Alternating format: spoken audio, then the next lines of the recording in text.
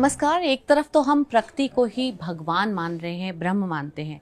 भगवान यानी भा से भूमि, गा से गगन, वा से वायु, आ से अग्नि और ना से नीर।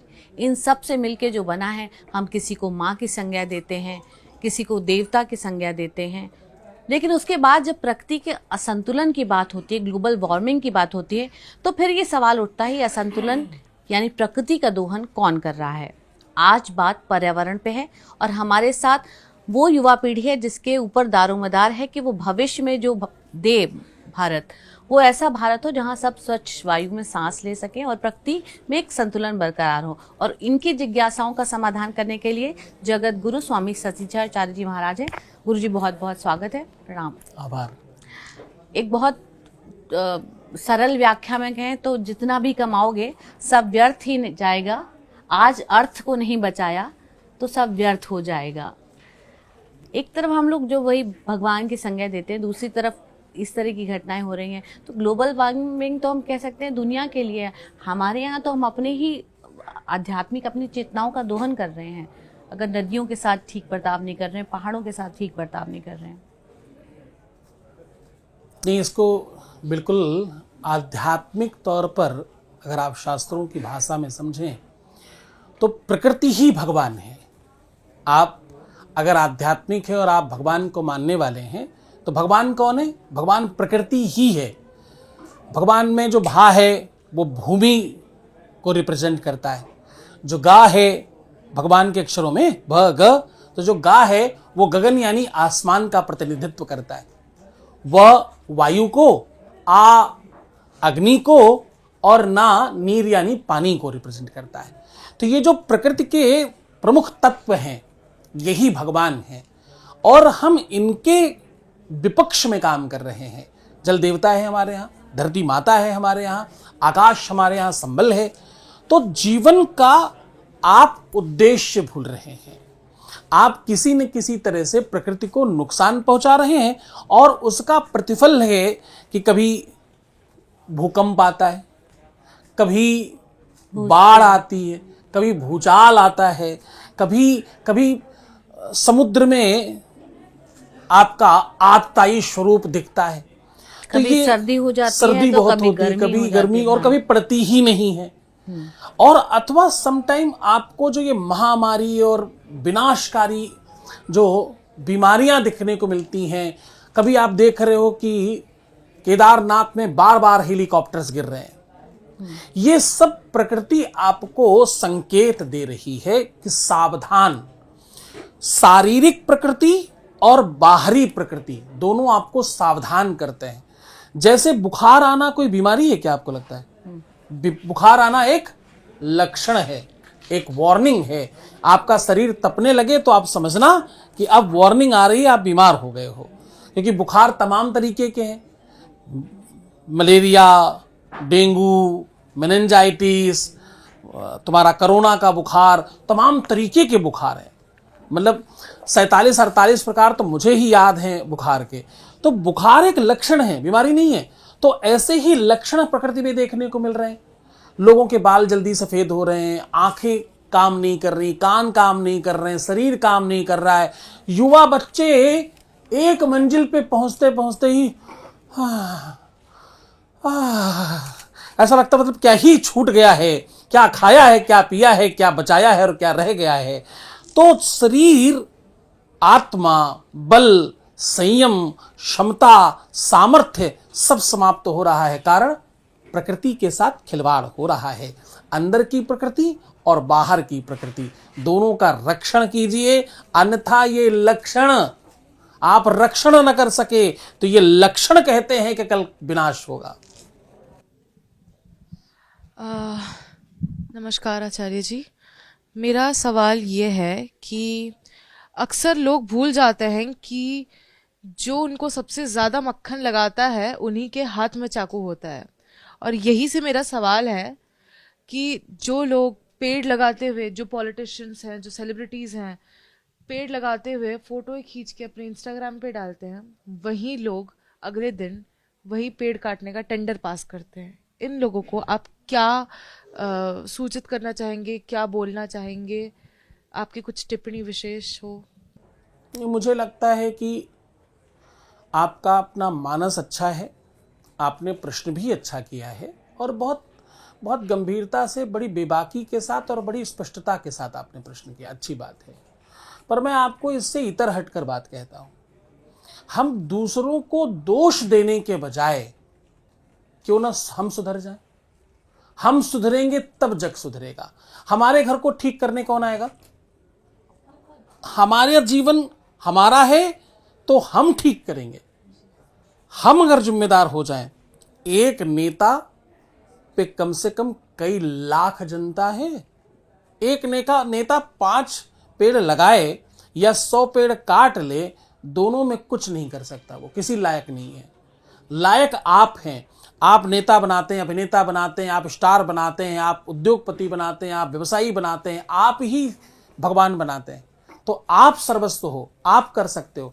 आपका मतलब संसार जाग गया तो सब संभव है। अपनी प्रकृति का रक्षण करें, अपनी प्रकृति यानी अपने अंतःकरण की रक्षा करें। आप स्वस्थ रहेंगे, आप मानसिक तौर पर स्वस्थ रहेंगे, आप आत्मिक तौर पर स्वस्थ रहेंगे तो आपके रिश्ते स्वस्थ रहेंगे। आपके रिश्ते स्वस्थ होंगे तो आपका जीवन स्वस्थ होगा, और ये सब स्वस्थ होगा तो आपकी संपन्नता भी स्वस्थ होगी। तो जीवन के वो सब आदर्श दूसरों के लिए नहीं, अपने लिए लागू करेंगे हम, तभी कुछ स्वस्थ होगा।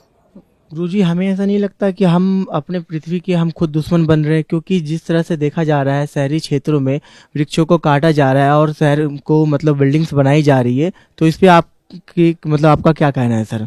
गुरुजी, पुनरपि जननम पुनरपि मरणम पुनरपि जननी जठरे शयनम। आवश्यकता विनाश से निर्माण की तरफ होती है। कहीं कुछ विनाश हो रहा है तो कहीं निर्माण करना प्रारंभ कीजिए। क्योंकि शहरों को विकसित होने से रोकना, उस पर टिप्पणी करना आपको धर्मगुरु बनना नहीं बताता। आप जहां किया जा सकता है वहां विकास कीजिए, जहां प्रकृति संरक्षण किया जा सकता वहां संरक्षण कीजिए। हर व्यक्ति अगर अपनी जिम्मेदारी समझे, निज धर्म बोलते हैं इसको, हिंदू धर्म, सनातन धर्म, हमारा अपना धर्म, सब धर्म है, लेकिन सबसे बड़ा क्या है? निज धर्म, हमारा अपना। हम दूसरे को धर्म क्यों सिखाएं? हम स्वयं क्यों नहीं धार्मिक हो जाएं? हम स्वयं क्यों पेड़ नहीं लगाएं? हम हर साल 5 पेड़ लगाने के लिए प्रयास क्यों नहीं करें? 140 करोड़ देशवासी हैं, पहले ही साल कितने पेड़ होंगे? 5 से गुणा करो, जितनी जनसंख्या है आपको पता हो। हम 100 करोड़ मान लें, हो सकता है 10, 20, 25, 50 लोग ना करें, 100 करोड़ को भी करो तो भी 500 करोड़ हो गए। तो 500 करोड़ पेड़ जिस दिन आपके यहां लग जाएंगे, क्या हाल होगा? चारों तरफ सिर्फ हरियाली दिखेगी, सिर्फ हरियाली और कुछ नहीं दिखेगा। हम दुखी इसलिए हैं कि हम कोई भी धर्म दूसरों को सिखाते हैं, हम कोई भी नियम सामने वाले को बताते हैं, हम स्वयं कुछ नहीं करते। हम जब तक खुद नहीं सुधरेंगे, हम ज्ञानी नहीं, हम अज्ञानी बनकर के ज्ञानियों को सुने तो जीवन बेहतर चल जाएगा। यहां संकट यही है कि हम दूसरों की कमियां निकालने के लिए तो खड़े हैं, हम ये कहने के लिए तो खड़े हैं कि तुम गलत हो, पर हम ये कहने के लिए एक बार भी खड़े नहीं कि हम भी गलत हैं। झगड़ा होगा, आपको लगता है अगर 2 लोगों में से एक आदमी हाथ जोड़कर खड़ा हो जाए, यार गलती हो गई मेरे से, मैं गलत हूं, कभी होगा? वो कहता है तुम गलत हो, वो कहता है तुम गलत हो, इसीलिए तो झगड़ा है। झगड़ा इसलिए नहीं कि गलत कौन है, झगड़ा इसलिए है कि कोई स्वीकार ही नहीं कर रहा है, कोई मान ही नहीं रहा है। तो साहब, दूसरों को नहीं, हमें खुद को सुधारना पड़ेगा। और ये तो तब है जब हमें पता है ये सब चीजें वो हैं जो हमें हमको जीवन देती हैं। सबको मालूम, पर कोई नहीं कर रहा है। आप इतने लोग हो, ईमानदारी से सौगंध खा करके, अपने अपने माँ बाप की कसम खा के, सौगंध खा के बताओ कितने पेड़ लगाए आज तक? कितने पेड़ लगाए? सर मैंने तो 1 लगाया, पर मेरे घर में 5 है। एक ही पेड़ लगाया आज तक? कितने साल की हो गई? सर 20।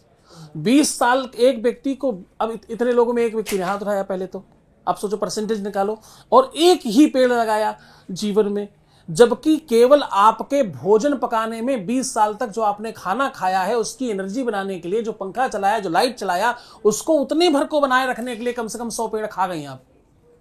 माली से खरीद के लाया हुआ गिना जाएगा? कुछ भी लगाओ, मैं तो कह रहा हूँ घास भी तो एक लगाओ, कुछ तो करो। मैं आपको नहीं कह रहा हूँ, एक सामान्य वार्ता, ये आपको कहकर मतलब, और 140 करोड़ की तरफ इशारा है। आप तो एक हो, आप तो चलो कम से कम एक लगाया तो सही, लोग तो एक भी लगाने वाले नहीं है। कहने का सीधा आशय ये था, आपको कहने का मतलब ये कि तमाम 144 करोड़ लोग सुन रहे हैं इस बात को, तो सबको ये बात पता चले कि यार हम क्यों नहीं कर रहे, हम भी तो प्रयास करें। हम हर दिन नहीं सही, हर वीक में नहीं सही, हर हफ्ते महीने भर में नहीं सही, 6 महीने में नहीं सही, साल भर में तो एक पेड़ लगा दें। अच्छा, एक पेड़ का संरक्षण शुरू कर दें, कभी कभी जाकर खाद पास डाल के आया करें। आपको पता डिप्रेशन का इलाज क्या है, एंजाइटी का इलाज क्या है, परेशानी का इलाज क्या है, दुखी होने के समय इलाज क्या है, कोई सुन नहीं रहा हो, तुम्हारी कोई समझ नहीं रहा हो, इसका इलाज क्या है? इस सब चीजों का एक ही इलाज है, पेड़ पौधों के बीच में जाओ, फूलों के पास बैठो और पेड़ को जाकर के गले लगाओ। अब अगली बार जब कोई पीपल मिले तो उसे गले लगाना, उन मूर्खों को जवाब देना कि इसमें भूत प्रेत नहीं होते, इसमें ऑक्सीजन होती है, इसमें एनर्जी है, इसमें ताकत है। बट विश्वास अचल निज धर्मा, यह धर्म का प्रतीक है। जहां ज्यादा बरगद होंगे वहां अपने आप शांति हो जाती है। आप किसी रोड पर निकलना, जहां ज्यादा बरगद के पेड़ लगे हों, आपको अचानक ध्यान आ जाएगा कि उस जगह शांति है, वहां माहौल बड़ा अद्भुत लगने लगता है। तो इस तरफ हमको ध्यान देना पड़ेगा, हम सबको जागना पड़ेगा, हम सबको प्रयत्न करने पड़ेगा, किसी और के लिए नहीं, अपने लिए, अपने आने वाले बच्चों के लिए, अपने भविष्य के लिए। तुम फ्यूचर ट्रेडिंग कर रहे हो, तुम शेयर खरीद सकते हो, तुम एफडी कर सकते हो, तुम सोना चांदी खरीद सकते हो, तुम प्लॉट खरीद सकते हो, जबकि पूरी दुनिया में तुम 0.1% हो। तुमसे ज्यादा चींटियां हैं, तुमसे ज्यादा मच्छर हैं, तुमसे ज्यादा कीड़े हैं, तुमसे ज्यादा पतंगे हैं, तुमसे ज्यादा गाय भैंस और बंदर भालू रीछ हैं, तुमसे ज्यादा और लोग भी हैं। वो स्कूल नहीं जाते, वो कॉलेज नहीं जाते, फैक्ट्री नहीं बनाते, प्लॉट नहीं बनाते, एफडी नहीं बनाते, सोना नहीं खरीदते, नौटंकी नहीं करते, प्रपंच नहीं करते, कुछ नहीं करते, उसके बावजूद जिंदा हैं, सासम्मान जी रहे हैं, सानंद जी रहे हैं। कितनी कम हो गई हो आबादी, फिर भी तुमसे कहीं ज्यादा है। तो साहब, आप अपने धर्म का पालन कर ले जाएं, बस इतना ही सबसे बड़ा काम है। जी, अब तो इको फ्रेंडली चीज़ों का एक बड़ा बिजनेस तबका है, बहुत बड़ा उसका व्यापार है। तो उसके बावजूद अब उसमें नई नई चीज़ें तो आ जाती हैं, लेकिन घर से शुरुआत नहीं होती है। अब किसी भी बिल्डिंग में हम देखेंगे तो एक घर में अगर 4 एसी हैं और एक 10 मंजिला बिल्डिंग है, तो वही मेरा अगर तो गणित कमज़ोर है, बच्चे बेहतर बता देंगे, मान लीजिए एक फ्लोर पे, हाँ, एक फ्लोर पे 20 लोग रह रहे हैं और 100 है तो 2000 हो गया। तो वो सब चलाते हैं। आप कितना भी उसके लिए उपाय कर लीजिए, और ये भी प्रूवन है कि जहाँ जहाँ इस तरह की सोसाइटी में वहाँ पर भूमि का जो जल है, उसका जलस्तर खराब हो रहा है, प्रदूषण हो रहा है, वायुमंडल में प्रदूषण आ रहा है, बढ़ रहा है, और चारों तरफ से दिक्कतें हैं। मैं आपको तो इससे उसको बहुत ही पर्सनल लेवल पे एक घर से ऐसी क्या शुरुआत की जा सकती है पेड़ लगाने के अतिरिक्त, जो आप रोजमर्रा की चीजों में तमाम चीजें कर सकते हैं। पहला, आज हर घर घर में डिप्रेशन हो रहा है, इसके पीछे प्रकृति के खिलाफ खिलवाड़ है। आज हर व्यक्ति एंजाइटी में, डिप्रेशन में, पता नहीं क्या क्या, एक अकेलापन, और इस चक्कर में सबके चरित्र बहुत गिरते जा रहे हैं। बड़ा वो वकालत शुरू हो जाती जब कोई ये कह देता है कि यार चरित्र इनका ठीक नहीं, उनका ठीक नहीं, लड़की का या लड़के का कोई कह दे तो सब बुरा मानते हैं, सबको खराब लगता है। जबकि सबको ये पता है कि गड़बड़ तो चल रहा है, सब तरफ संकट तो है, दिक्कतें तो हैं, अच्छा तो कुछ नहीं है। मैंने किसी लड़की को पूछा कि तुम सच बताना, तुम्हारी ही जैसी तुम्हारे अगर भाभी आए तो चलेगी? कहती नहीं। हाँ, क्यों तुम बुरी हो? नहीं। फिर तुम्हारी जैसी क्यों नहीं चाहिए भाभी तुमको? नहीं, हमें तो घरेलू चाहिए, हमें तो ऐसी चाहिए, हमें तो वैसी चाहिए। सबसे पहली शुरुआत ये है कि तुम डिप्रेशन से बाहर निकलो। सबसे पहली शुरुआत ये है कि तुम स्वस्थ हो पाओ। सबसे पहली शुरुआत ये है कि तुम अपने आने वाले फ्यूचर के लिए, भविष्य के लिए और भविष्य के लोगों के लिए कुछ अच्छा कर पाओ। इसके लिए क्या, हमारे ऋषियों ने यज्ञ की परंपरा करी। तो आप रोज असली हवन सामग्री से, कूड़ा करकट जो बेच रहे वो नहीं, असली हवन सामग्री बनाकर यज्ञ चाहे इतना सा ही करें, जरूर करें। इससे वायुमंडल का पोल्यूशन ठीक होगा। दूसरा, हम सबको पनीर सब्जी बहुत पसंद है, हाँ जी ना जी। दूध बहुत पसंद है, हाँ जी ना जी। दही बहुत पसंद है, हाँ जी ना जी। घी खाना ही चाहिए, हाँ जी ना जी। आएगा कहाँ से? कहाँ है? कौन पाल रहा है? गौशाला। तुम में से कितने लोग पाल के रखे हो? परसेंटेज वाइज निकालो। मतलब पालने वाले 0.1%, खाने वाले 100%, यूजर्स ज़्यादा हैं, डिमांड ज़्यादा है, सप्लाई कम है, तो असली नहीं तो क्या नकली मिलेगा? कैसे कैसे असली नकली का आप भेद करेंगे? नकली नहीं तो असली मिल सकता है? नकली ही मिलेगा, 100% कन्फर्म है। इसको ठीक करिए। हर व्यक्ति एक एक गाय घर में नहीं पाल सकते। गौशाले में जाओ, उनको बोलो एक गाय मेरी तरफ से मैं रख रही हूं, इसके पैसे दूंगी और 50% दूध आपसे ले लिया करूंगी, मुझे और कुछ नहीं चाहिए, खर्चा पूरा दूंगी या दूंगा। तो आप समय शनै उस व्यवस्था को क्रिएट करिए। कुत्ता पाल सकते हैं, हाथी बैल गधा पालने की बड़ी इच्छा है, हाँ? कबूतर और पता नहीं क्या क्या पालना चाहते हो, पालो। प्रकृति के सब रक्षक हैं, सबको पालो, पर गाय भी तो पालो। इससे तुम्हारा जलस्तर, इससे तुम्हारी भूमि शुद्धि, तमाम तरीके के लाभ मिलेंगे। तुम्हारे पूर्वज सिखा गए, उसको करो। वृक्ष लगाओ, गाय पालो, हवन करो। ये सब परंपरा नहीं है, ये केवल धर्म और पूजा पाठ नहीं है, ये भगवानवादिता नहीं है, ये भकोसला नहीं है, ये अंधविश्वास नहीं है, ये तुम्हारी रक्षा, सुरक्षा और तुम्हारे जीवन को विशुद्ध करने की व्यवस्था है। नमस्कार गुरुजी, मेरा आपसे ये सवाल है कि हमारे संस्कृति में जननी जन्मभूमि कहा जाता है, तो सर उसी जननी को या जन्मभूमि को सुधारने के लिए लोग विकास कर रहे हैं, और वो विकास कर रहे हैं पर्यावरण काट कर। तो आप सर बता सकते हैं कि पर्यावरण और विकास ये दोनों साथ साथ कैसे चले? नहीं, इसका सीधा सूत्र है, जननी जन्मभूमिश्च स्वर्गादपि गरीयसी, रामायण कहती है। इसका पूरा सूत्र बहुत सीधा, बहुत स्पष्ट है। आप जब एक तरफ कोई चीज खराब करते हैं तो दूसरी तरफ आप ही निर्माण करते हैं। आप ही निर्माण करता है, आप ही संहारक हैं और आप ही विनाश करता है। आपको तीनों ही स्वरूप अपने ही अंदर रखने पड़ेंगे। आप जब एक तरफ चीजें गड़बड़ कर रहे हो तो आप देखिए, आजकल अच्छी बात यह होगी कि अमीरों को अब फार्म हाउस की तरफ थोड़ा रुझान बढ़ा है। ये उसी तरफ का एक अच्छा प्रकल्प और विकल्प है। आजकल धीरे धीरे लोग ऑर्गेनिक फूड्स की तरफ रुझान बढ़ा है। अब रुझान तो बढ़ रहा है, आवश्यकता तो बढ़ रही है, आविष्कारों की कमी है।